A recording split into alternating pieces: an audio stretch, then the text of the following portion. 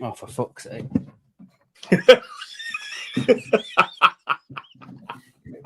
Sorry, guys. The fucking hamster, wait, fucking cat. I've got a hamster in the spare room as well. The fucking cat decided to go on cage. So, yeah, fucking hell. Anyway, oh, she's off back again. That's a great start. Oh.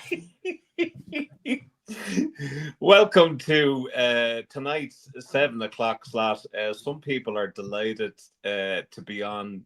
Adam, for fuck's sake, walk right away from the camera. All right, Carl. That's funny. Have you got the cat with you? Yeah, she's here. Yeah. She just keeps fucking trying to get the hamster. I'm just gonna hold her until the hamster's gone back down. Yeah, welcome back, guys. How are you all doing? You all good? I am. Got back from London about 3 hours ago. You only back to now, are you? You what? Are you only back now? Yeah. Oh, came back I today. didn't know that. Okay. About 3 hours ago. Honestly, after NFL game yesterday, I was kind of hoping that Liverpool would put a smile on my face, but it wasn't going to happen, was it? No. Before we actually dive into everything, guys, you pack it in. I've got to say something serious now. There's something I need to address with a few things. So today, when I was on the train on the way home, this is so distracting to do it with a cat in my hand. I saw a comment on the channel based on Shauno's video that he did regarding the game yesterday. And basically the comment was, another Liverpool fan without a Liverpudlian accent or something, a Scouse accent or something.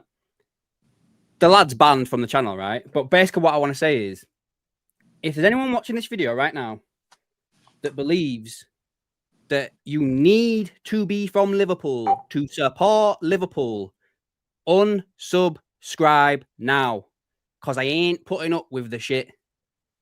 Like, can you imagine if only people from Liverpool supported Liverpool? There would be no money to buy players like Wirtz, Isak, Alisson, Van Dijk, Coutinho. You'd probably be in League Two with the fucking amount of money you could bring in if it was just Liverpool people.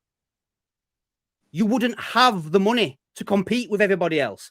Every other big club in the fucking world, Real Madrid, Barcelona, Bayern Munich, fucking MLS fucking teams, Brazilian fucking teams like Santos, Flamenco, they've all got worldwide fans. And it generates revenue for the club to be able to compete where it's at. Do you think Adidas would sponsor Liverpool if they were going to sell 200,000 shirts? No. Would Standard Chartered, would any other fucking brand want to get involved with any club, not just Liverpool, if it was just the population of the city that supported them?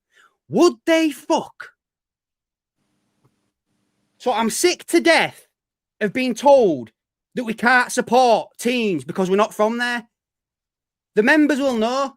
I did an interview on here with someone. Someone asked me why I supported Liverpool. I had no fucking choice. I didn't even know Liverpool was... I thought Liverpool was the only team. I didn't even know Leeds had a team until I got to primary fucking school. And by then it was too late. My parents made me support Liverpool because they were Liverpool supporters. Were they Glory supporters? Probably.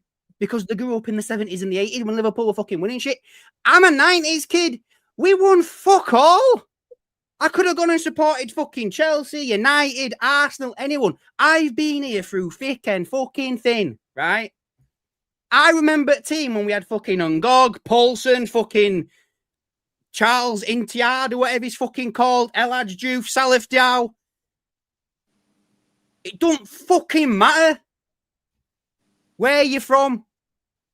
But so yeah, that guy's fucked off. And if you're the same fucking minded, fuck off. Yeah. Well done. I mean, I only saw the screenshot. I think it really shows the character of someone when they use cancer in their username for something to affect a lot of families, including my own. I know people who have passed away from cancer. I know people who have cancer. Family members of mine have cancer. So for someone to use that as a username and then have a go because I'm not fucking from Liverpool or I don't have a Liverpool accent. I have family over in Liverpool, but I mean, immaterial. I will support Liverpool Football Club till the day I fucking die. And there's not one little parasite on social media or otherwise that's going to tell me that I should support someone else. I have supported this club, like Adam said, through thick and fucking thin. And I'm a 79 baby. I don't fucking need to justify myself to a parasite on social media. And the other problem is this is stemming from the big Liverpool YouTubers and podcasters that differentiate between locals and out of towners. Fucking say that to my face, and then we'll see what happens. Because I guarantee you, the other thing is the majority of the fan base, whether you like it or not, are out of towners. Get used to it, get over it. You want to talk about the Irish? The Irish are the most loyal supporters that this fan base have, through thick and through thin. They're people that spend an absolute fortune going back and forth to Liverpool, And if they can't get tickets off a supporters group, they spend a shitload of money on hospitality tickets to get there to go over to a game. And that's not our fault. It's not our fault that, there's a problem with the tickets, but you'll have certain big YouTubers and podcasters that are Scousers that will play this fucking narrative. And it is absolutely disgusting. It's xenophobic. It's racist. And people need to stop it. People need to stop supporting channels that support that crap. I don't give a fuck whether you're from South Africa, whether you're from Bangladesh, whether you're from China, whether you're from America. You're all part of the Liverpool family. That's it. All part of the Liverpool family. I mean, we have Brandon there from South Africa who got absolutely slated. Oh, how many games have you been to? Can you imagine the amount of fucking money that he would have had to spend just to get there? And people are throwing that in his face. One of the best channels out there. And I'm sure people are saying to Adam, why aren't you supporting Leeds? And the same, I'm sure, with Garrett Copites of Anfield, why aren't you supporting your local team? Bullshit. I am a walking, talking fucking advertisement for Liverpool. The first thing that I do is Liverpool. The last thing that I do is fucking Liverpool. Well said, mate. Like, I had to get it off my chest, guys. Like, literally, as soon as I saw that message on the train on the way home, I could have blown a gasket a lot worse than what I just did then. but here's the thing. Here's the thing, and I wanted to. I had to tell the dog to show up there because he was barking.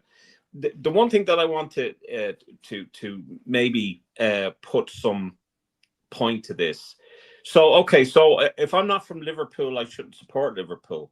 Well, let's play this then. So no one that's outside of Liverpool should play for Liverpool. No person outside of Liverpool should manage Liverpool. You'd be kind of in a fucked up position if that were the case. So I don't give a fuck what people say. There's an Irish link to Liverpool, and there always will be. And you can run from it, you can hide from it. But the truth is, the Irish connection in Liverpool is very, very strong. And for such a multicultural city to get on well with everybody, and the whole Liverpool Scouse accent is actually from, part of it is from the Irish heritage, part is from the Norwegian and the Welsh link. You might want to do some fucking history on your own goddamn language. And I'm only talking about a select few. But unfortunately, this is plugged and this is supported and this is promoted by certain big Liverpool YouTubers and podcasters, and it needs to fucking stop. The ticket problem, the ticket issue is not out-of-towners' fault. It is the club's fault, and is the way football is going. Right, mate. I agree. But yeah, again, just to reiterate, if you are of that view, just unsubscribe. off. Stop watching my shit. Yeah. We've got Carl with us, guys. Hope you're doing well, Carl. Nah, mate, sorry, fucking cat was trying to eat the hamster. Callum says, support who you want, we die one day. Exactly, mate. Evening, Gareth. Hope you're doing well, buddy. Even Gareth. Steve Mack, simple. A fan is a fan, doesn't matter where you're from. 100%, lad. Callum again, it's the British. Oh, no, sorry. Yeah, Callum again. It's the British supremacy. No other place in the world thinks like this. 100%. Evening, Cranky JD. Evening, Eddie Elworthy. And again, he says that's a great point to you as well, Sean, for that. And he wouldn't also put it on his channel. Good for you. Right, guys. So I guess today the main thing in the video is what's going on with Liverpool right now. 4 defeats on the bounce. And then we're going to do like the Klopp interview afterwards, because obviously I think I want to end on more of a positive than I do a negative. So I will just be straight with every single one of you. I was at Wembley while the game was happening. I didn't get out of Wembley till about 5, 6 o'clock at night. So it was well and truly over, I think, by the time I'd even got onto Underground in London to get back from Wembley. So I had no idea what had gone on. I'd just witnessed the Jags get absolutely battered by the Rams. So yeah, I don't even know, man. So what I want to do, I suppose, is obviously, Shauna, you did the match reaction for us, and so just in case some people haven't seen it, do you just want to quickly recap some stuff? While I do have some stuff I want to read out from other people. To be fair. So if you want to just recap what your thoughts were of the game. So I mean, look, I mean, we can go on the I suppose the start where they scored. We can go on about the decision made by Oliver to continue play after the clash with McAllister and Virgil's elbow. Should it have been, disallowed, or should play have stopped? Should it not have stopped? Immaterial of that, we defended poorly for that goal. Mm-hmm. We can't depend on decisions made by the officiating in this league, and I think the performance of the referee or the officiating this season has been piss poor, and there's no consistency whatsoever. It's gotten worse. In terms of the play, I thought, after their goal, we kind of came back in and created chances. There was a few opportunities that Isak had.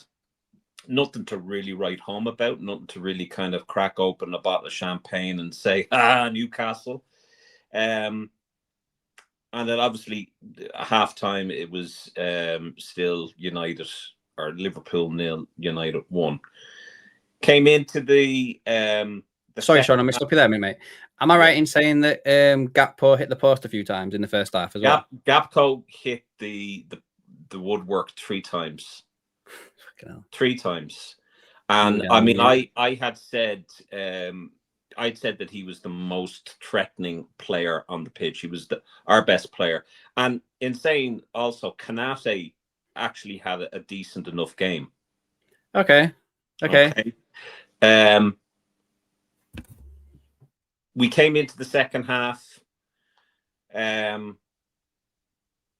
Again, there wasn't much of Isak. I question whether Isak should be playing. I really, really question, whether Isak is playing. I forgot to also mention the lineup. The lineup, I was surprised. I thought Grav was injured. I thought Kanate was injured. I didn't think that they would play Kirkes. Kirkes had a howler of a game.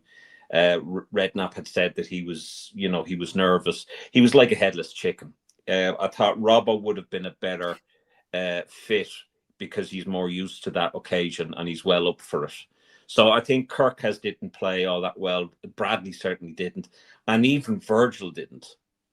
And I think, you had Salah, who we can talk about the service that he gets, and the problem is that regardless of whether he got the service or not, he didn't take his opportunities. He missed some absolute fucking sitters. Cody eventually scores. You think, okay, right, 78 minute, we're in it. There's still opportunity to score. And again, we took the foot off the pedal. I think it was a set piece. Correct me if I'm wrong, guys. Or leading up from a set piece. Maguire, I thought, of all fucking people, Maguire. I remember saying at the start of the game when I saw the lineup, I thought, oh, come on, Harry Maguire. And I remember typing in the post, and I'm thinking, will this bite me in the fucking ass? And it fucking did. So the long and short of it is, did we deserve to win? No. Did we deserve to lose? Yes. Regardless of what happened with the referee, you have your take on it. I have my take on it. I think if the Premier League are serious about collisions and concussions, then they need to know exactly what to do. There's this bullshit that he didn't see what happened. He was right fucking beside it. Yeah, if they're using that as the reason why, he was right fucking beside it.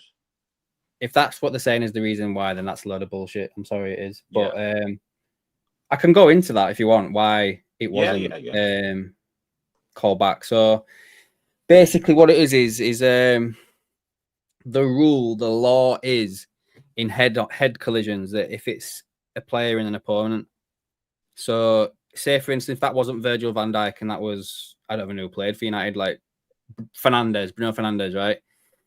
Then ref would have stopped it and pulled it back and everything. Because it was two people on the same side, the law doesn't state that it has to stop the game. As I said to you, head injury is head injury. I would have stopped the game. But it's Michael Oliver, it's Liverpool. And technically, he isn't breaking the law by not stopping the game. You'd have to change the rule for it to thing. The rule should be any head injury. There shouldn't be that little loophole where it's like if an opponent collides heads with another. Do you know what I mean? That type of bullshit. It's stupid. It's a stupid loophole because if you look at there's a Keith Doyle that used to play for Ireland. I can't think of his name. Keith Doyle. He suffered big time from headaches as a result of heading the ball. If we are serious about, or Kevin Doyle, sorry, did I say Keith Doyle? Kevin Doyle. If we're serious about head injuries and concussions, then there shouldn't be a loophole. It should be straightforward, and it should be if someone is on the ground after colliding with their player, and I mean, to be honest with you, where Michael Oliver was, there was 3 players that jumped up. You couldn't really see Virgil where he was standing. So as far as he was aware, McAllister could have collided with the United player. So in either case, if he's worried about the well-being, and at the end of the day, it's up to the officiating to protect the players, regardless of who bangs who. It should have, play should have stopped. There's no play should have stopped. As I said to you, I would have stopped it. Any sort of thing like that, I used to stop playing anything like that. I think I remember there was one where I had 2 people from the same ball were going for the same header, and one of them was on the floor, one of them was stood up. I stopped the game. Like, do you know what I mean? And the opponents went through on goal to have a shot, and I'd stopped it and everything. I got a lot of stick for that, but end of the day, there were 2 lads on the floor. But yeah, I'm sorry, I'm just reading what Garrett said. Yeah, I've just seen that myself. Let's just catch up with some of these comments because there's some good ones here. So, Englishmen in town just got in and got at the back end of what we were saying. He's South African and his ancestors left Sunderland in 1862 and he's never set a foot in England and he's a huge Liverpool fan, like it or not. Yeah, exactly, mate, exactly. Just so I can say something, Englishman in town. Again, you shouldn't really have to justify yourself. You're a Liverpool fan, regardless of how many times you've been in Anfield or not. It makes no difference. And especially with the cost of tickets nowadays and how scarce they are, there's very few people that have the the privilege of getting over. And I mean, a lot of these YouTubers and podcasters that are from Liverpool will mouth off, well, we're regular matchgoers. Yeah, you're regular matchgoers because you get perks from the fucking club. So would you be going to Champions League finals or semi-finals? Would you be interviewing Klopp? Would you be interviewing Slot if you didn't have a YouTube channel? The answer to that is absolutely no. And I can now see... taking aside my difference with Craig, I can now see why Anfield Agenda is getting a lot of shit. Although, you know, some would say that he's bringing it on himself and he blocked me for whatever fucking reason, even though I defended him. I can see why he's getting slack because of the fact that he's not from Liverpool and he's Irish and he's the third biggest in terms of subscriptions. He's the third biggest out there. But he's also, apparently, he's the most watched YouTube channel out there. So there is a shift. And I think that really should say it all for the Liverpool born and bred YouTubers that are differentiating. People are getting sick of that shit. And I think they're leaving and going elsewhere. Mm-hmm. Where are we up to? Oh yeah, so Craig Judy, the balance is wrong. Slot needs to be ruthless. Gary says Talio Reds Slot has 2 games now. Droppies that play Katike and Rio needs to start. I don't think Slot gets fired, guys. Cranky JD, I would drop Salah, Kirkes, Bradley, Maka, Isaac. Carl, apparently we crossed the ball into their box 45 times. Do you know what? I'm gonna go on a bit of a tangent about Liverpool this season. And I'm going to probably come back to that comment, Carl, regarding this. Copax Vanfield play 4-4-2 against Frankfurt and drop Salah on the right for Frimpong or Chiesa. With all the chances, we should have scored 7. Englishman, I think I'm all for giving people a fair crap, but I do believe it's time for Andrew Robert to start again. Kirkes might fight for his position. Yeah. It was then just lumped into the box for Slash to score, Slaphead to score. Yeah. Ref was shocking. Apparently, he didn't see it happening. I used to ref. He would have stopped it. Oliver didn't see it. He's BS. Then it wasn't a pen, a free. Then a free kick against Gakpo when he was whacked and fell into the United player. Wouldn't want to step foot in England, even though I live here. My NFL team is the Chiefs. Yeah, I think I caught the back end of the Chiefs when I got back to the hotel against the Raiders. Didn't they not score? Didn't you have like a washout or whatever it's called? Can't remember what it's called. Klopp said maybe he will return. We'll talk about that later, Callum. We'll be bringing that up fairly soon. Yeah, it didn't, but he did, but didn't, in my opinion. Yeah. So yeah, just for me, breaking down what I think's gone on so far this season. I'm going to try and not touch on a few things that Klopp mentioned in his interview as well, because some of that was quite eye-opening as well, what he mentioned regarding Liverpool this season. I think Slot does not know his starting 11. Yeah. He does. And last year, he had a starting 11. He had a team that he just went to all the time, didn't change anything or anything like that. Much, to be fair. I said this from the next bit. I said this from day dot. I said it from the beginning. We should not be forcing Isak into the team. Ekitike did not put a foot wrong. He was absolutely flying at the beginning of the season. There was no reason for us to drop Hugo Ekitike. We should have kept playing him, and Isak could have just got a few minutes, maybe half hour, 20 minutes every so often, Then you throw him in for 90 minutes in the Champions League, you know, building him up, and you just keep playing Ekitike. I don't think Isak's going to be. I saw someone talk about this yesterday. I can't remember what it was. I don't think he's going to be Fernando Torres to Chelsea. I don't think he's going to be like this great, amazing player at Newcastle comes to Liverpool and fails. I don't think he's fit. I don't care what Slot says. I really don't. I don't think that Isak is fit to play. Or maybe fit's the wrong word. Maybe I should be using something like he's not learned the style of play we want to play. Do you know what I mean? He's not had enough training sessions. All the other lads, Ekitike included, have had part of a pre-season. Isak's had fuck all. He's had like 3. Well, I'm obviously exaggerating a little bit here, but he's been. Say what he joined the club on deadline day, right? Yeah. We've had 2 international breaks during that time. Yeah, since then, right? I would reckon that Isak, just fathoming a guess right now, taking into consideration rest days, match days, and everything like that, and the 2 international breaks we've had, I would fathom a guess that Isak's had about 15 training sessions in total. I would say something along those lines. With Liverpool, he's obviously had other ones with Sweden as well, but I'm on about like 15 with Liverpool, learning how everybody plays, blah, blah, blah, blah. Do you know what I mean?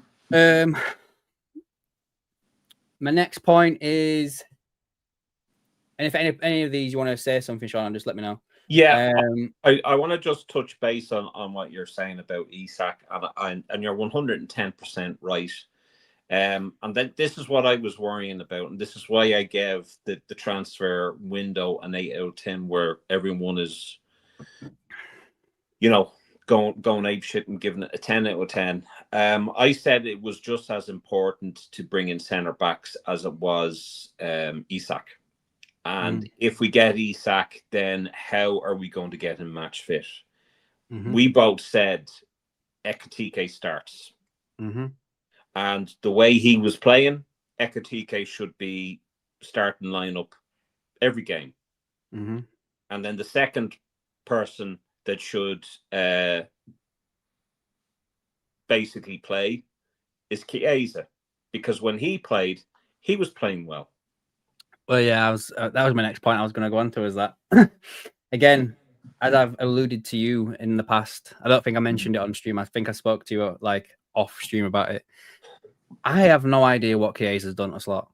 But there's something that's gone on there. Like, I don't get how he does not play more football for us. I understand he was injured. I understand maybe the medical team's turning around and saying, oh, his body can't take it, blah, blah, blah, blah. I just literally think I'm going to say this now, guys, and some of you, I reckon the majority will agree with me. There might be some of you that don't. Mo Salah does not start for me for a while now.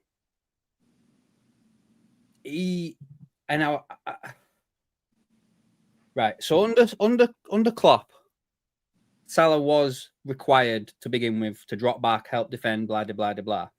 As he's got older, that duty of him dropping back and helping the right back has become less and less and less. And then Arne Slot came in last season, it became basically non-existent. He didn't do anything like that, right? But it was fine because he was banging in the goals. He's doing fuck all for us now. Like, I said this either last week or the week before. Is it time for this squad to mature past Mo Salah?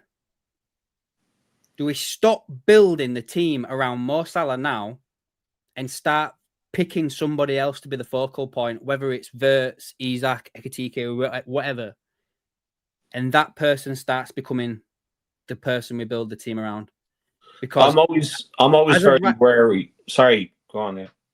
As of right now, starting Mo Salah in the team is becoming a bit of a detriment to the side unless he's doing something up front. And he's not doing anything.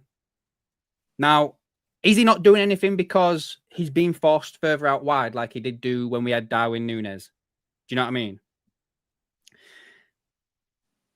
I don't know. I ain't gonna lie. It's been ages since I watched a Liverpool game. There's been that many international breaks, everything like that.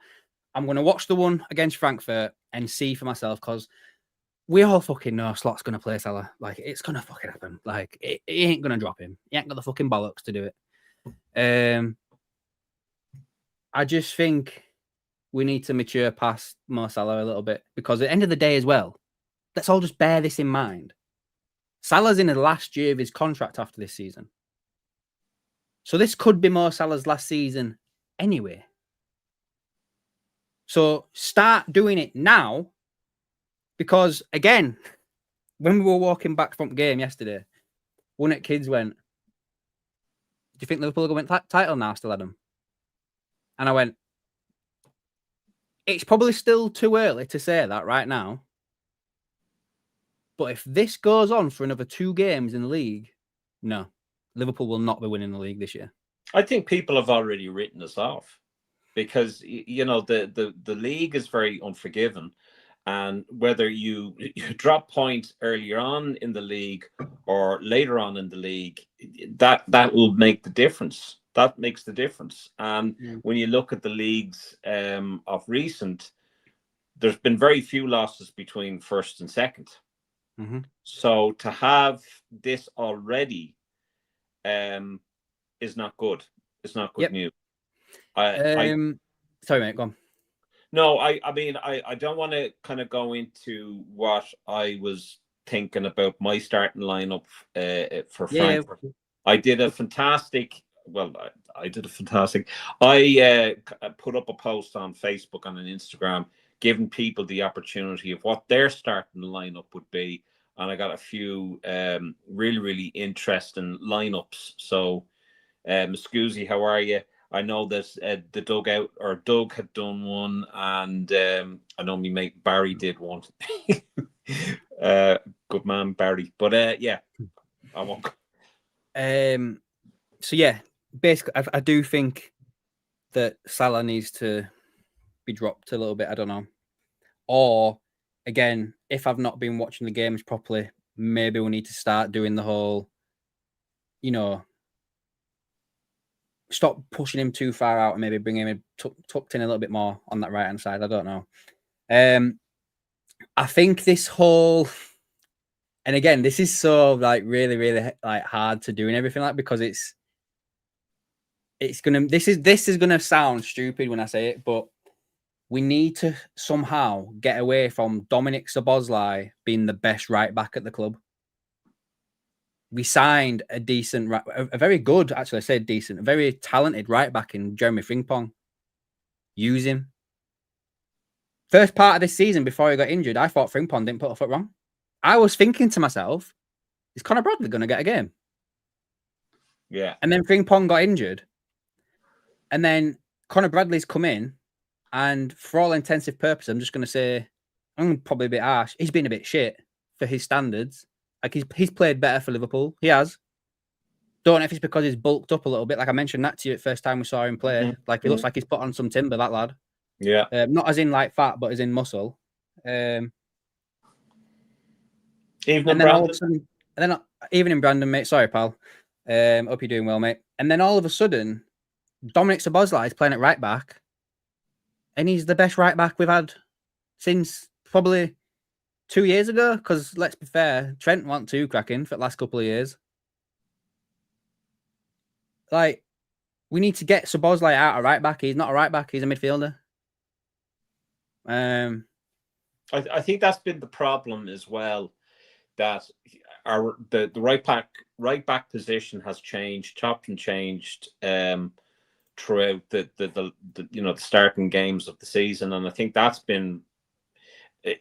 Look, I mean, we could talk about right back, we could talk about left back, we could talk about Salah, we could talk about all these players: Kirkes, Wirtz, Isak.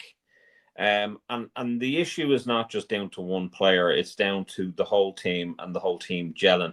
There's Barry. How are you, Barry? Evening, Barry, mate. Yeah, Barry's had a few interesting comments there in private chat with myself on WhatsApp, but I don't think Slot knows what his starting 11 is, and I'll be very honest with you. It's all well and good breaking transfer records or record signings and whatnot. When Wirtz was purchased, I did not know where they were going to play him.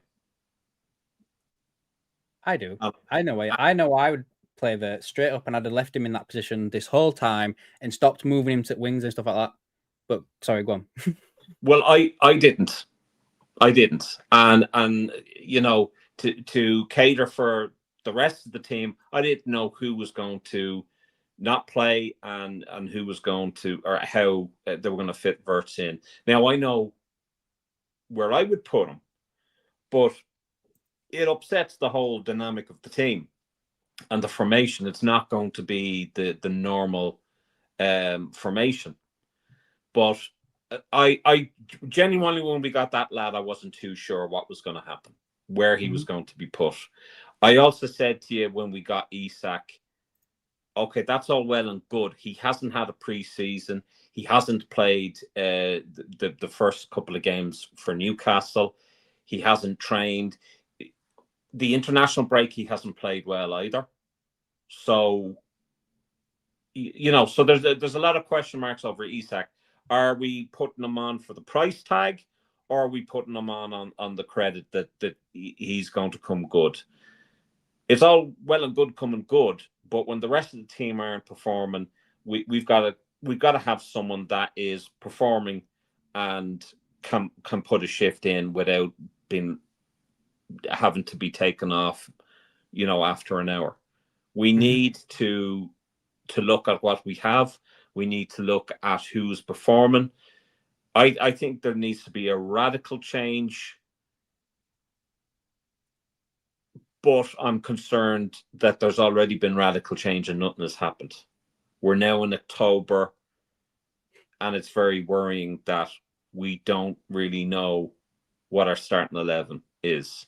And I think there would be an argument, you know, well, Sean, you got the transfer window you wanted, and now look what's happened. You know, you'll have people that will say, well, look, now we've spent money, now look what's happening. And I think there could be a very strong argument for that. A very strong argument. However, I did say I think we should have, along with Leone, I think we should have got 2 centre backs, because we're talking about losing Kanate. We're talking about maybe Virgil winding down. What better opportunity do we have to have 2 understudies for them, so that they can train and learn the ways of Liverpool and you know, pick up something, so that when they do go, that we have players in place. That's now, again, Leone, there could be an argument that Leone was the understudy for whatever, Kanate or Virgil, and that's fair enough. And poor Leone, we weren't prepared for that. But the transfer window is all about being prepared and take it and bringing out the best team possible.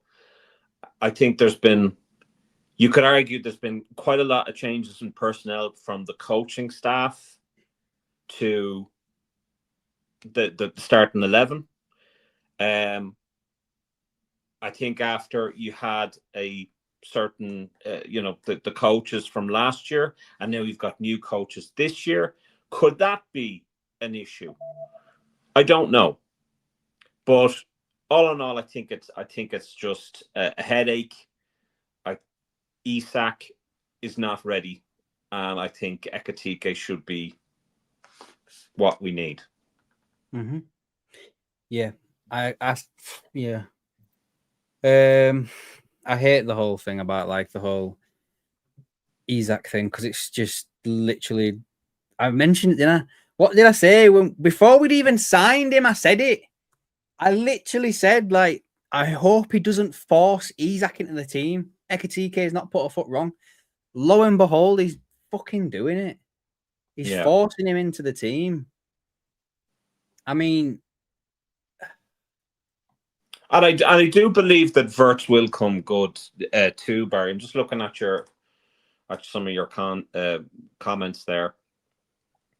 Guys, we will be talking about lineups for Frankfurt. I have a few lineups that people have sent to me. Do you think as well, like, I'm starting to come around to the way of thinking as well, that there probably is something behind this Johnny Eitinga thing of him potentially being the one that did the defensive training potentially, and the fact that we've lost him, and then you've brought in Van Bronckhorst, who, if I remember, wasn't he like a left winger or something like that? I don't know, but he was a failed manager anyway, wasn't he?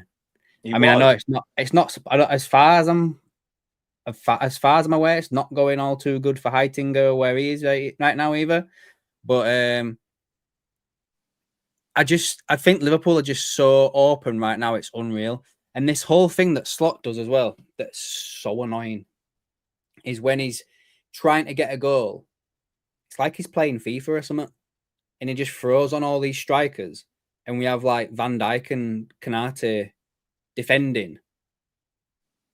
But so then it's literally like one long ball over the top, and their striker gets it, and we are literally so open.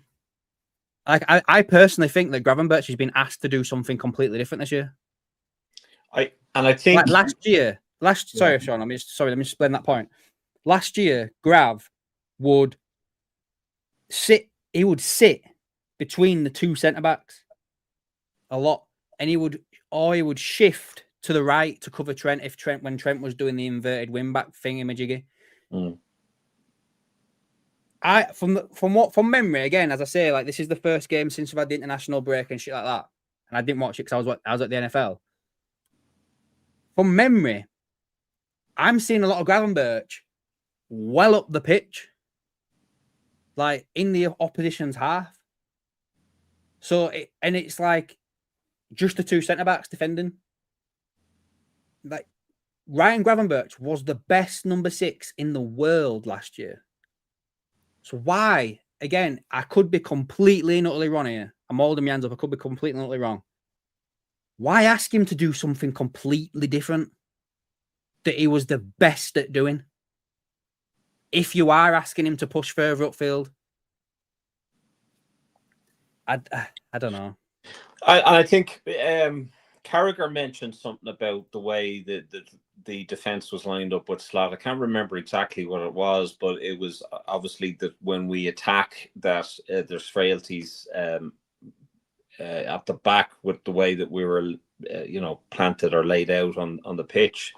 I can't remember exactly what he said, but to be honest with you, and I don't really necessarily agree with Carragher on a lot of things, but he was right in this one, because I think we have conceded more goals the start of this season than we have any other season from what I can remember. You're pretty much guaranteed that the team or our opposition is going to score a goal. We're going to concede a goal. And if we're going to do that, it makes our job that much harder when there's no creativity, when the midfield is not really linking very well with the front three. So you're then in a situation where you're hoofing the ball up, you're crossing the ball. It's getting very, very predictable. And I remember with Barry, we were going to the Atalanta game, and the attack was very, very predictable then, and we paid for that. But I think we need to look at Salah, we need to look at Kirkes, we need to look at Isak, we need to look at Wirtz, Kanate, Virgil, Bradley, Frimpong. whatever is happening, it's not gelling. And even with the opening wins that we've had, they weren't pretty. And look, I know, Barry. Look, I mean, the United were renowned for winning very ugly games, nipping it at the post, and they won leagues in the 90s doing that. Not this United though, Sean. This United. Not this United. Oh, fuck this no. United have been the whipping boys of the big boys. Do you know what I mean? Like they'd not won at Anfield for so many years. Like, and I know obviously records are meant to be broken and all that bullshit. It was going to happen at some point, but not against this United team. No, this United, and I mean, I agree with John Aldridge. I was just about to get that now. I'll read it out for now. Yeah. So John Aldridge wrote this. In over 60 years as a Liverpool fan, player and commentator, that is the worst Man United team to ever come to Anfield and win. They are bang ordinary, and the fact they emerged with a 2-1 win on a Sunday night tells you that there is so much wrong right now. In years gone by, United have won away at Liverpool with some greats of the game. Rooney, Scholes, Roy Keane, all of them are household names. And sometimes you just have to hold your hands up and say, they were the better team. Amorim's team have been genuinely awful, though. They finished 15th in the league last year. And the fact they have beaten the champions on their home patch will be a cause for real concern for Slot and his staff. Liverpool haven't played well since they won the Premier League against Tottenham in April. In that time, they have played 12 games and lost 5 of them. You can forgive it to an extent at the back end of that season, but look, it's not a habit this club should ever feel comfortable getting into. There is a win percentage that simply isn't good enough, and if they don't address it soon, this might be Arsenal's title to lose. The record is there in black and white, and I kind of agree with that statement. Like, I literally think that this is Arsenal's title to lose now, 100%. 100%. And I think like the the jerk offs online, those Man United YouTubers, Daniel Ingun or whatever his name is, where he's like, "You shaking this? Oh my god!" All this bullshit, and then creating this fucking song about Slot. I literally want to roundhouse kick him in the back of the head. They're talking about, oh, the Ruben Amorim era has started. Would you get a fucking grip? It like, to me, and I know what Callum said, that he thinks that the United side are quite good this season in comparison to the last 2 seasons. Cunha had a shit game yesterday. A shit game. Mbeumo is about 20 stone. He's heavier than me. He scored a goal. Whoop-de-doo. Harry Maguire has been cheating football for years. They've been trying to get rid of him. The long and short of it is, and the tale of yesterday, last night, is this.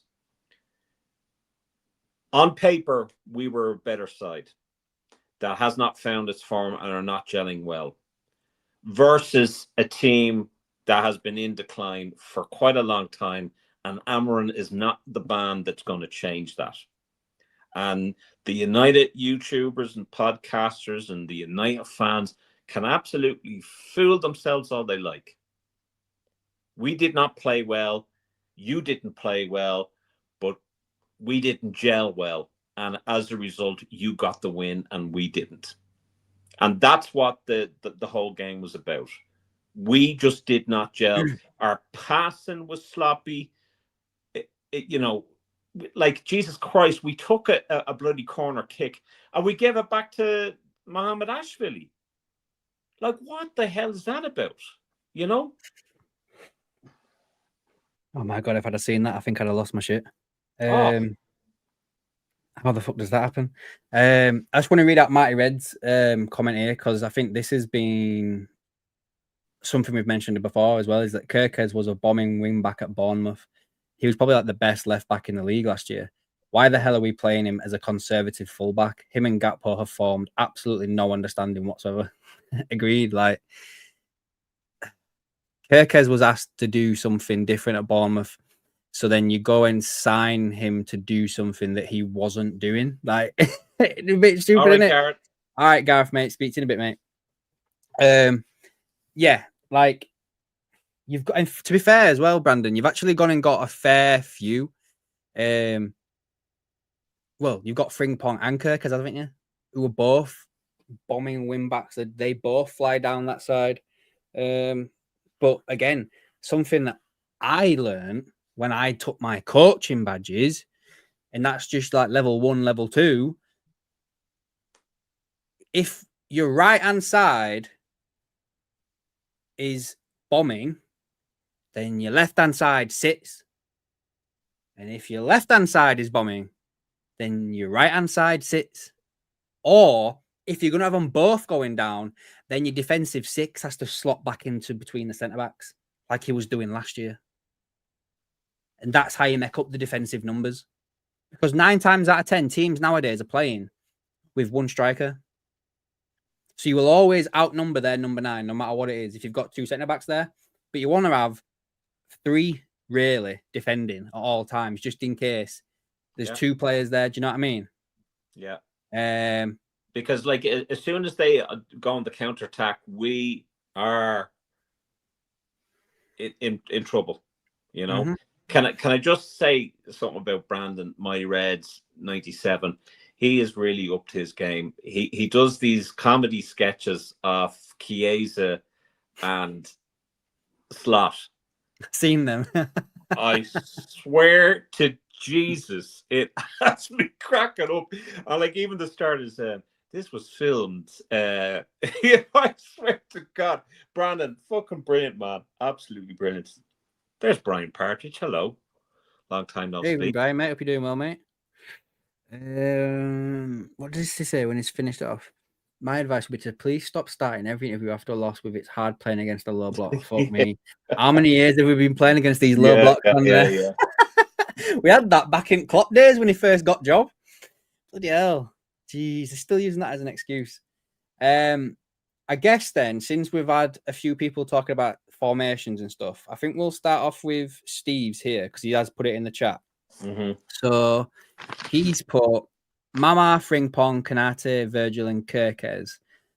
Frimpong, Kirkez will be playing as wing backs. His midfield will be Grav, Jones, Dom. Grav drops back into the defense when the fullbacks are going down the wing, like I just mentioned. Good shout, mate. And then his forwards would be Ekitike, Verts, Isak. Ekitike and Isak can play as inside forwards, and Verts plays between the front line and midfield, or anywhere he wants to be honest. So kind of as like Bobby Firmino used to do, as like a false 9 type thing, that type of position. I could see Verts playing there, in all fairness. I really could. Jay Garrett. Watching the game yesterday, it felt like most of the team wouldn't even pass to Kirkez. Also, he was making loads of daft runs out of position. Comes down to that stuff like that comes down to coaching to me, though, to be fair. It really does. It comes down to coaching, like being taught when to go and when not to go. Do you know what I mean? There's a guy I haven't spoken today. Just good to have you on, Jay and Brian. Have you got the lineups or the formation from other people I sent to you? Yeah. Can you show that on the screen? Yeah. Oh, cool. I was going to go for them. They are really good, Brandon. They are really good. They're so good. So if I just share my screen a moment. I think Ryan Babel even liked one. Even Ryan Babel of all players. Jesus. Can you see that? Yeah. I have to. Yeah, I can see that. So that's Muscusi. So this is Muscusi's lineup. So he's gone with either Ali or Mama, Frimpong, Konate, Van Dijk, Kirkez, with Grav in front, and then you'd play Soboz, Vert, Salah, Ekitike, Isak. So 4-1-3-2 formation. Yeah. I'm just thinking how. So I'm supposing you'd have Frimpong, Kirkez bombing to join. You'd have Verts probably pushing up a little bit, drifting between the middle. Szoboszlai, Salah as well will probably cut inside. You will be able to get, if as long as Kirkers and Frimpong were actually like throwing in some decent crosses there, you're probably able to put in some decent balls. Yeah. In all fairness, and maybe get a few winning headers and shit like that. That won't be too bad whatsoever to do with that, to be fair. Let's try the next one. This is Doug from the Dugout Football Channel. He's gone with Mama, Frimpong, Gomez, Van Dijk, Robbo, Verts, Grav, Szoboszlai, Chiesa, Ekitike, Gakpo. I'm guessing that Grav's going to be dropped in a little bit deeper, and then Verts and Szoboszlai are playing a bit further up. Mm-hmm. To be fair, that's not. I actually think that's probably not too far off what I would pick. Mm-hmm. That's not too far off what I would pick right now. Oh shit! Fucking looking at our whole fucking conversation. Oh, my bad. Hold on. Press the wrong button. Oh my fucking god, Adam.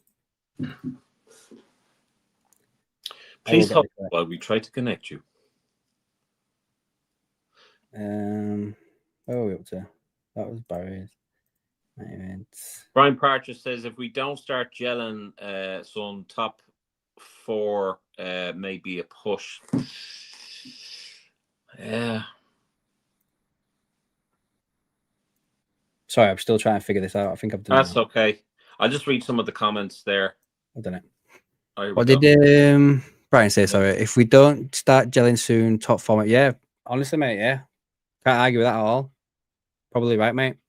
I'll go through the Mighty Reds. So Mighty Reds 11 is Mama, Fring, Kanate, Van Dijk, Robbo, Szoboszlai, Grav, Chiesa, Verts, Ekitike, Isak. Again, I've seen a few people pushing Ekitike out wide, and I don't think that's a bad shout. To be fair, I think he's played there a little bit. Mm-hmm. Yeah. What do you think on that one, Shauno? Well, first of all, Brandon, I'm sorry that I superimposed your head there, but I just thought, give some context. There's Brandon. I think it's a good shout. I mean, there's a few there that I've seen that are a good shout. Now Barry was saying that the midfield in a diamond. Midfield who be in diamond. I don't know what I was saying. I was working while I was doing this, so pardon me. Yeah, so Grav would be the deeper, Verts would be further up, and then you'd have Jones and Szoboszlai on either side of the diamond, I'm presuming. Yeah. If I'm wrong there, Barry, let us know. Frimpong, Kanate, Van Dijk, Robbo, Ali, Isak, Ekitike.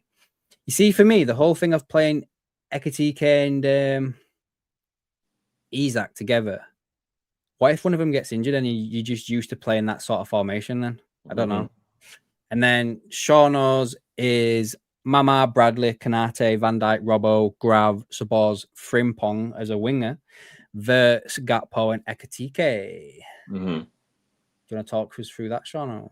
Well, I mean, when Frimpong came on for Salah, I thought he started really producing the goods and start putting good crosses. I think he looked dangerous. Robbo, I think is a must. I think Robbo needs to steady the ship there at left back. Bradley, I think, needs to now be at right back. We can't keep having Szoboszlai there. We have to have a right back at a right back position, not a midfielder, because when we have Szoboszlai there, although he does a good job, we're then lacking in midfield, in my opinion. I don't have Maka on because I don't think he's match fit, and we've talked about that. So I'm going for Szoboszlai, Grav. I think Verts needs to play as in the pocket, number 10 position. Frimpong, as I said, I've already explained that. Gakpo, I thought he did a good shift on the left-hand side and was probably our most threatening player last night. Ekitike, for obvious reasons. I was saying to the lads there, I personally, I would, if I was to put on a forward, it wouldn't be Isak. It would be Chiesa. Mm-hmm. Just catch up on some comments again. So Steve, the thing with the team, I said it gives defensive core for the counters, gives width through the fullbacks, gives us numbers in midfield, and Isak and Ekitike pull their defense all over the place. Ian King says, I think Slot has too many luxuries and don't know what to do with them. We are impotent up top. There appears to be no structure or plan, no authority in midfield, indecision and ineptitude at the back. Steve again, Maka isn't fit enough or in form. Yeah. And Steve again, as for Ekitike or Isak get injured, Gakpo would fit into that system. Yeah. Yep. I've got mine here. Let's have a look. Evening, Doug. So have I missed that one? Oh yeah, sorry guys. Evening, Doug. Hope you're doing well, mate. NFL was all right, mate. Apart from the do you want to maybe just put up Doug's line up there and maybe have him talk about that and explain? Yeah, one moment. I'm gonna have to find it again.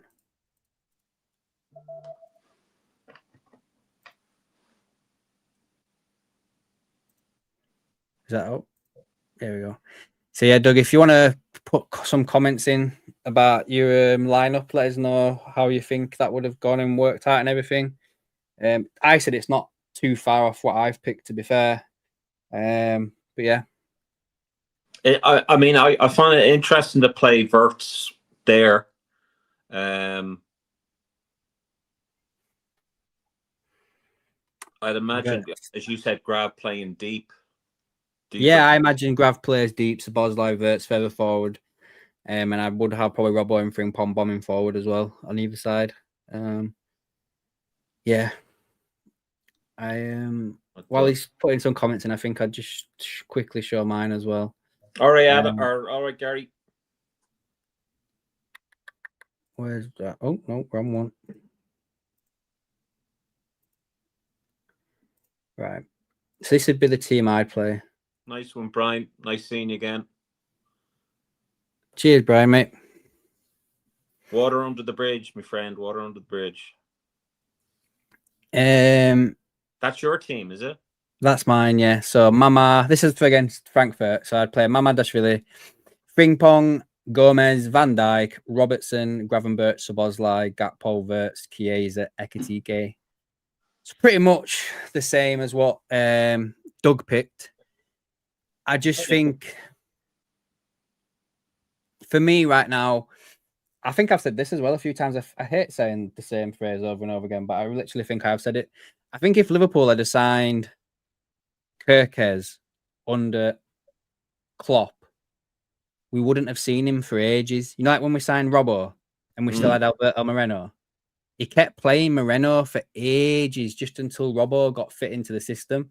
And I think that's what we need to do with Kerkez, especially if you're asking him to do something that he wasn't doing for when you signed him. Do you know what I mean? As Brandon mentioned, like, you know, he was a bombing left back at Bournemouth, and now all of a sudden you ask him to play as a conservative fullback. If that's how you want him to play, coach him, teach him, and drop him and play Robbo there, who can probably do that as well. I agree. I don't think we should be, learning while, on duty kind of thing. I mean, your lineup is not completely unlike mine, other than you have Chiesa, where I have Frimpong, you have Bradley as right back, and you have Gomez instead of Kanate. I probably, if I had to change, I'd probably put Gomez where Kanate is as well. But I just don't know why Gomez isn't playing either. Like, he's on the bench, isn't he? So why is he not? And again, I've had this for a few times, to be fair. Or maybe I was getting confused with Fabinho then. I don't know, Callum. Yeah, maybe you are right. But either way, like, Klopp did that with a few players. He didn't play them straight away. Callum says with Doug's, I'd put left Chiesa, right back Frimpong, and right wing Frimpong, and right back Gomez. Not too sure. I'm scared of putting Gomez at right back ever since he got that injury when he was it against West Brom or something? I think it was against West Brom. He picked up that injury. But yeah, regarding the whole Wirtz situation that you mentioned earlier, I think we just stick Wirtz behind whoever's playing number 9, and just play him. stop moving him around into like left wing, right wing, fucking nightgown, whatever else you want to do. Do you know what I mean? Just stick him in the middle and let him play. He needs to get you. I reckon he probably needs to put on a few pounds of muscle, does Verts. So Bosley for me is undroppable, as is Gravenberch. I know someone mentioned earlier, was it Jay Garrett mentioned something like, why are you not playing McAllister? I think, again, I've been on this train with McAllister, is I don't think that McAllister has been right all season. Since now, I don't know if that's because, operation. Yeah, I was about to say, yeah. Is that because of the operation that he's had? I don't know. But I just think McAllister's, there's something off with him. And again, I was kind of thinking the same last year as well. Like, I'm not the biggest fan of McAllister at Liverpool. Like, I'm not. Like, I get what he does, but I think you lose something with him being there. Like, and I don't know if it's just like set pieces or anything like that, but if you're playing Verts and McAllister in midfield, you're losing Szoboszlai's height. Because if you were to look at like that starting 11 there, you've probably got Virgil, Gomez, Szoboszlai, Grav, Gakpo, and Ekitike is the only players that have got any real height to them. I'm sorry, I'm laughing at Callum there. Why was Maka playing with a Speedo swimming cap yesterday? Jay Garrett says Maka dives too much. Jay Garrett says would have rather have Tsimikas than Kirkes, but defo Robbo as starter from now on. He's the vice captain. Yeah, I agree completely on Robbo starting. Not too sure about Tsimikas, but certainly at this rate, you know, he goes on to say, great player, but a bloody diver. But yeah, that's basically it for me on the lineups and everything like that. I've seen some people saying like, "Oh, we're going to bounce back against Frankfurt." Blah blah blah blah blah. I just want to put this out there: they beat Galatasaray 5-1. That's difficult. So let's just see. Let's just see. I mean, look, you know, I guess what I also wanted to bring up was, you know, the people that are calling for Slot's head. We said, okay, the 3 games in a row was a bad week, and it certainly was. 4 consecutive games is the first time since November 2014 under Rodgers. Yeah, some causes of concern, but we're talking about a team gelling together and them not gelling at the moment. Can you imagine what it would be like? I just want to put a question out there as well, Sean. I'm sorry to interrupt you. Yeah. You know, like last year when it was us, have Arsenal played anybody? Who've Arsenal played this year? Who've Arsenal played? Yeah. They haven't played nobody, have they? Yeah. You know what I mean? They got beat by us. Yeah. Have Arsenal played anybody? Have they played anybody?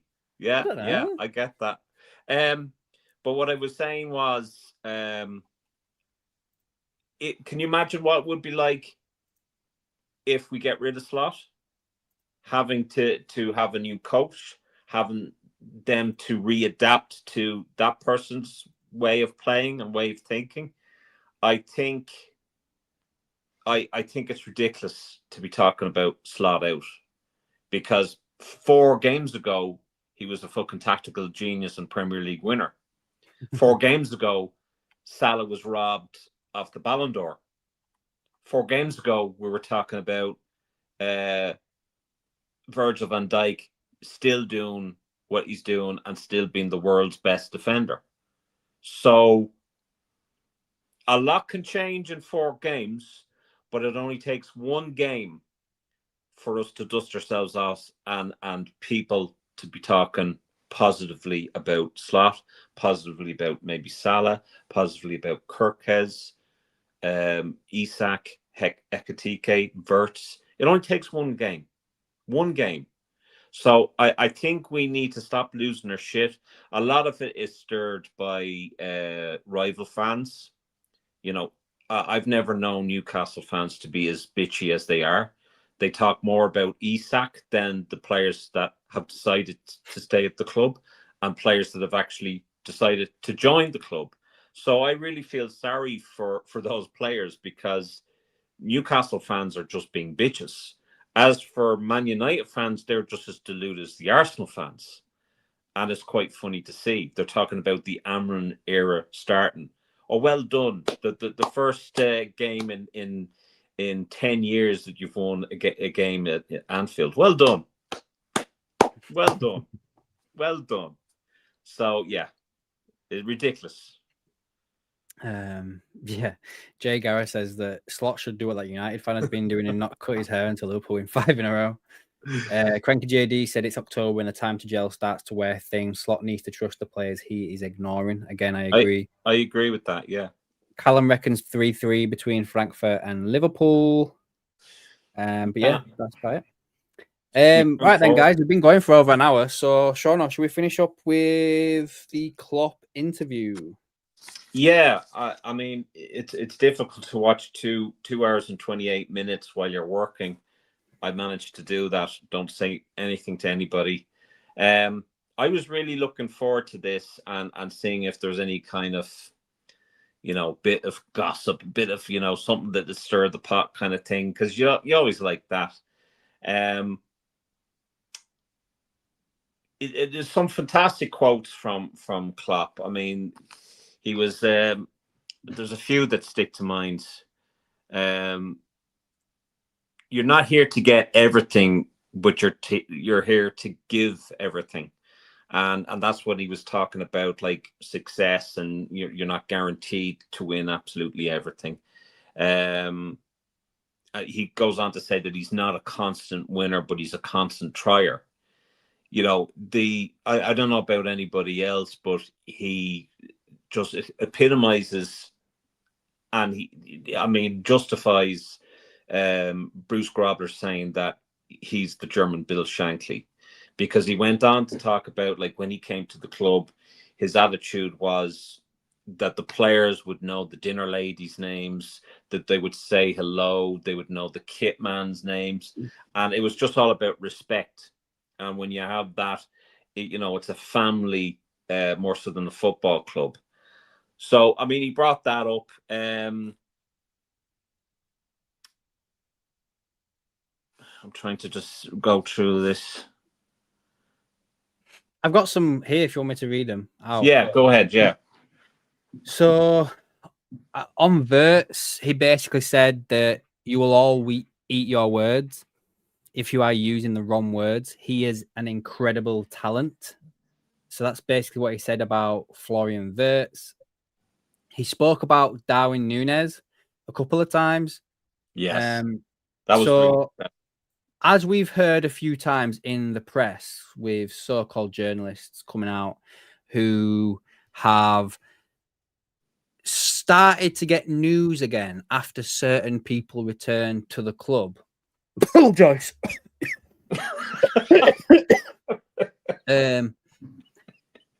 They were keen to dig the knife in that Darwin Núñez was a Klopp signing. Yeah. So Klopp came out and said, we decided these exactly like before. We all decided it together in that process. So yes, that's how it is nowadays. We would have loved to have signed him for less money, of course, but it was in that moment not possible. We needed a striker. We all signed him together. No problem to admit that maybe it didn't work out as good as it could have. But without Darwin, so many things wouldn't have happened. The biggest comeback of all time at Newcastle, he just said that I love that day. He then also went on to say about his relationship with Núñez, how Núñez was not happy on the last day that he was there. And he just said, we had a good relationship, as good as it can be with a striker that's not scoring as often as he wants, as the people want, and as I think he could have, and with a striker who didn't play as often as he definitely wanted to. My first concern cannot be to please everybody. It's not possible. So I think towards the back end of Klopp's tenure at the club, I think he started to realize that Nunes was a mistake. Yeah. But the narrative that we've all been told was that this was a Klopp signing. Now Jurgen's come out speaking to a third party. And to me, I know as Liverpool fans, and we're probably more likely to believe Jurgen because of him being a legend and everything like that. I understand all of that. But at the same time, Jurgen has no skin in the game now. Like, he is a retired coach who's doing another job. I think, you know, it just goes to show that the media, these journalists that specialize in, or supposedly specialize in reporting exclusively about Liverpool, are spin masters, are shit stirrers, are people that they're just worse than the tabloids, and that's my opinion for as long as I've done YouTube, as long as I've been in the YouTube scene. Just from looking at myself, I just think they're spin artists. I think there are other journalists and other football clubs that are fully prepared to ask the serious questions, but I think there will be people that will have it in for Klopp, and certainly the one that you mentioned there and others had it in for Klopp. They were talking about Anthony instead of whoever, and Klopp in that made sure that the decision that was made to bring in players was a group decision. He was talking about Edwards, and he said, well, Edwards wasn't the only person that made the decisions. Yeah, that was the next one I was going to go over. Yeah. Yeah. Sorry, Sean, I didn't mean to cut you off. He just says, no. He was asked about Edwards, and he says, I have a really good relationship with him. He's absolutely great at what he's doing, but it was not on his day, his job only to bring in the players. There were a lot of others like Julian Ward, Ian Graham, Barry Hunter. We were really close together. It's not just one person sitting there and being a genius and producing all these ideas. Michael never did the job alone. I never did the job alone. We couldn't have a lot of disagreements. It's a process. A football team is an open book. And then he was asked, does he get on with Edwards? And he said, I would say 100%. He always got on with Michael Edwards.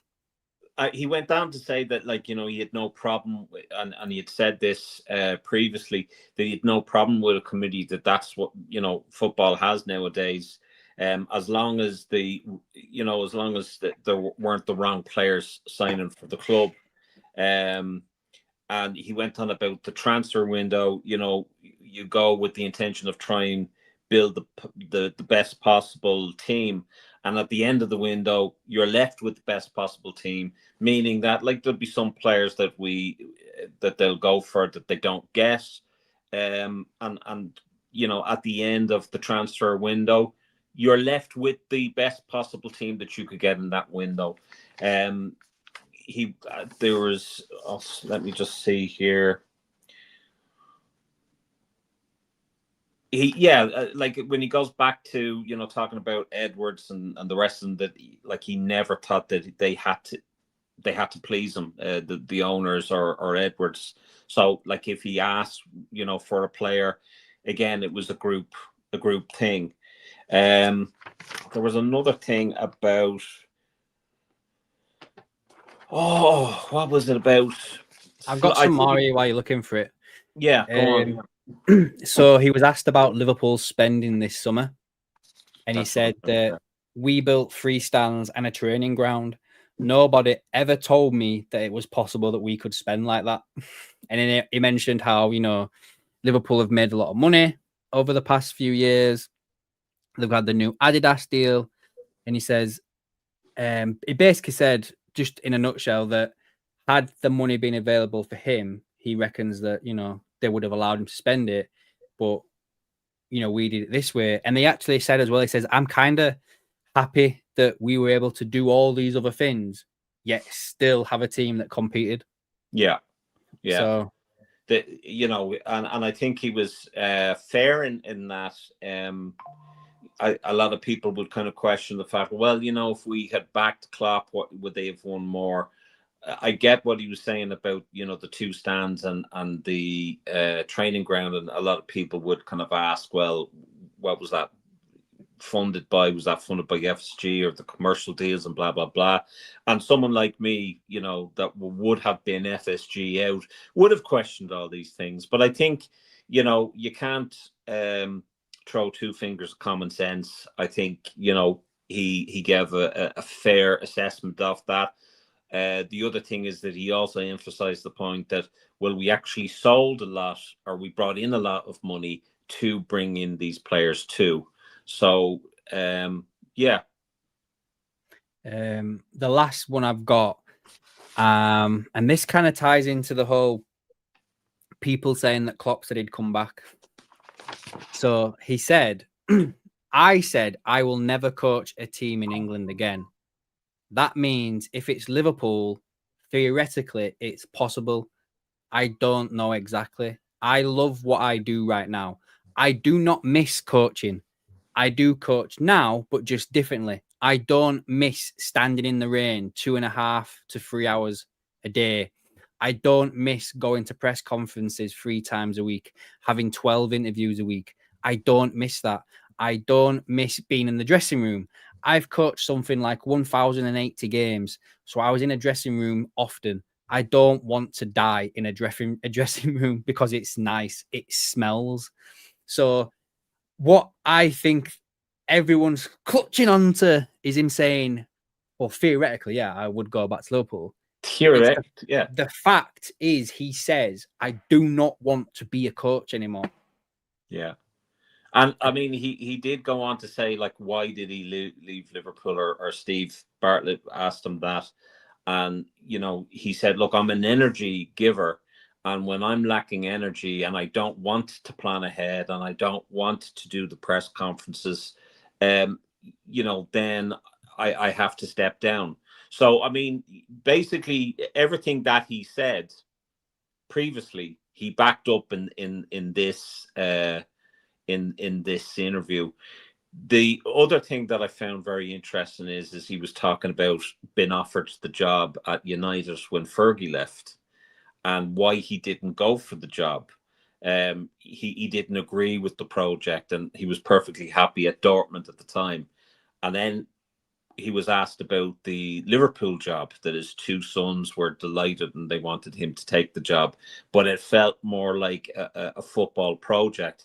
He was a big fan of Mike Gordon and said that he immediately wanted to become friends with him, which I just thought, he's not mentioning anything about John W. Henry or whatever. But he also was talking about oh, fuck. What was he talking about? I had something in my head and I can't fucking think now. Hold on a second. Okay. Yeah, I've just seen some stuff actually that. In fact, I don't want to go into that yet. Have you finished off with the? Well, the other thing is that he brought up Jota and sorry. He was going on about COVID and how COVID completely changed things, and that when we didn't have a sporting director, that it was just him and the scouts, which took its toll. And obviously, then he talked about Jota, where he was when he heard the news and the effect that had on him, and of course the players, which he reiterates that Liverpool will never use that as an excuse. So that's I'm pretty much done with talking about that. Really, really good interview, guys. I know I haven't really done justice, and I have all of these notes there and just been caught off guard because I think Adam was probably more prepared than I was. But there you go. Right then, guys. Hope you all enjoyed it. Should we do some score predictions before we go, Shauna? Yeah. Do you want to go first? I think on Tuesday, I'm going to go with 1-1 draw. What about yourself? You see, I'm kind of thinking of the lineup that I have, and if we had that lineup, I think we would do quite well. In fact, most of the lineups that I've seen thus far, although I do question Barry's one. No offense, Barry. We need to dust ourselves off, and it really depends on the formation and the selection. If we play Salah, I don't think we should. If we're basing it on performance, I know I'm giving you a long answer. 2-1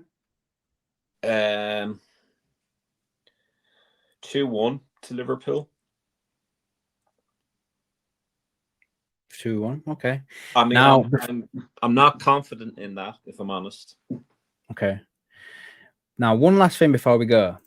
This has just come across the screen, shall we say, not the desk, the screen.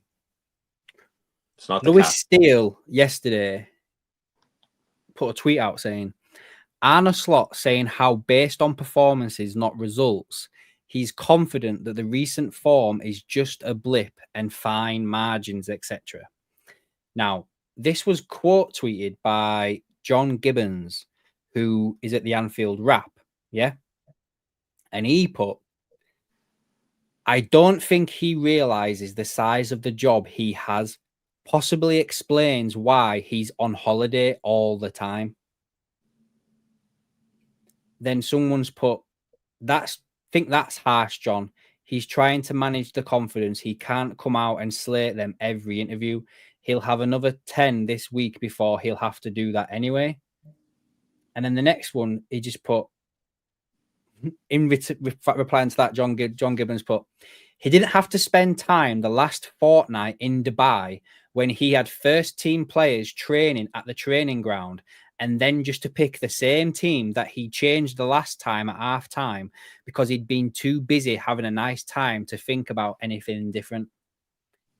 So John Gibbons there at the Anfield Wrap is calling out Arne Slot, if I'm reading that correctly, of fucking off on holiday during the international break and leaving some first team players in the training facility, training with the head coach nowhere to be seen.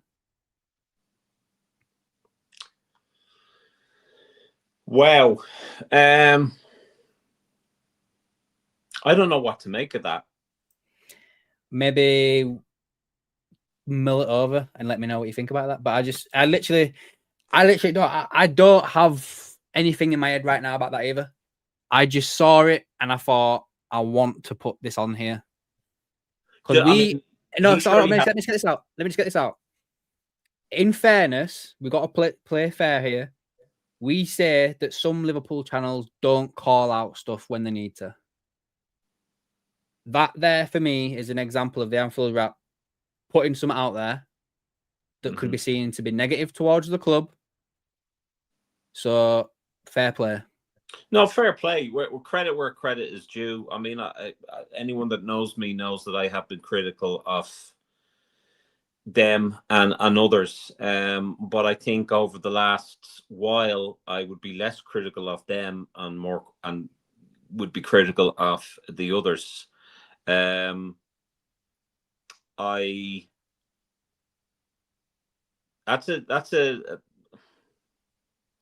Yeah, I mean, Jay, I suppose you got to put it down as hearsay, and I don't mean the band, but he must have some information there,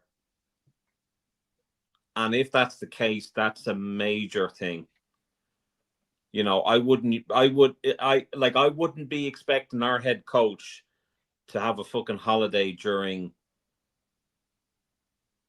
international break.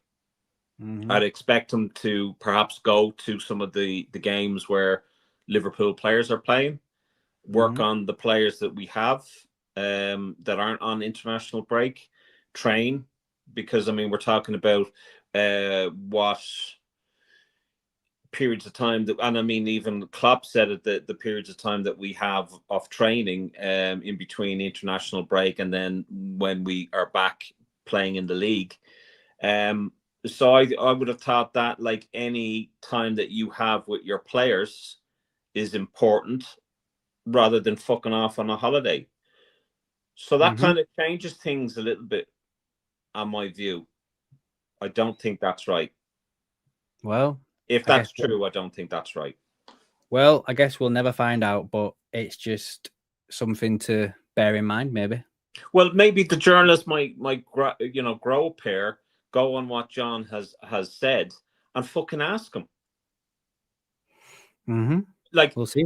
if I was, and again, there's a lot of kiss asses out there, and fair play to John, he said something. But if I got wind of that, the first question I would have asked, Slot, do you think it's a good idea based off the performance of late and even at the start of the season, that it's a good idea during international break to use that opportunity to go on holidays?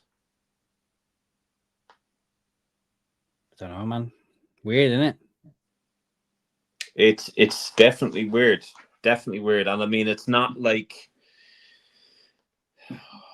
it's not like it's from, a shit source. It's from Anfield's Agenda, who sometimes are on the high and mighty and would be slating other fans for slating the club, slating the manager, the coach, slating the players. And for him to come out and say that's not good. Nope. That's really, really not good. Nope, not at all. I need to lie down after that. I don't know what to fucking think of that. I really don't. I really, really. I want to know what the chat think about that. To be honest, we'll see whoever the hell is on chat still. We've got 8 people. So what did the 8 people think of that? I know Jay Garris has put that down to hearsay. What do you think of the comments there made by, is it John Gibbons from the Anfield Rap? If Slot indeed used the international break to go on holidays, do you think that's a Jay Garrett doesn't believe it? I find it very difficult to believe, to be honest with you.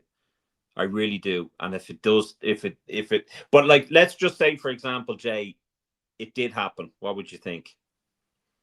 Gary says it shows on the pitch. Should questions not be asked then?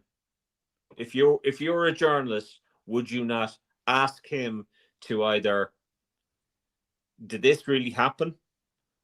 Do you not think your time would have been best served, looking at internationals, going over, watching Liverpool players play, go to the Hungary games, watch Szoboszlai play, go to the Scottish games, go to whatever, and watch our players play, and then work on the training pitch, on the training grounds? The performances were bad before the international breaks. We have been scraping wins since. But that's what I'm saying, Jay. Like, if that is true, would his time not have been best served away from fucking Dubai? Mm-hmm. That's, I don't know what the like. That's I'm fucking speechless by that. Have you got that post up there? Have you? Yeah. Can you show it?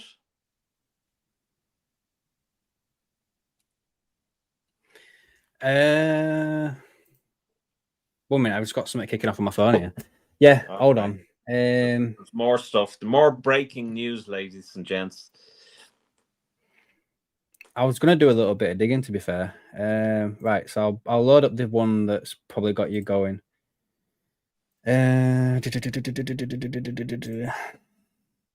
Just while Adam is doing that. Oh, Jesus, straight away. So that's the one there where he says, think that's harsh, John. He's trying to manage the confidence. He can't come out and slate them every interview. He'll have another 10 this week where he'll have to do that anyway. And then he just put, he didn't have to spend the last fortnight in Dubai when he had first team players at the training ground, and then just to pick the same team that he's changed last time at half time because he'd been too busy to have a nice time to think about doing anything different. Jesus Christ.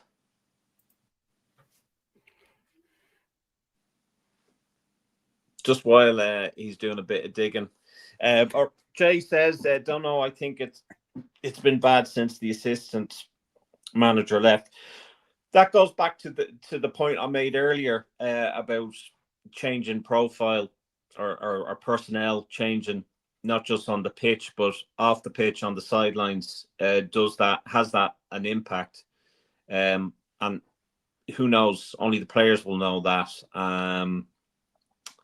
Just while Adam is digging, we will have round 3 of our quiz. As far as I know, November 3rd, which is the Monday.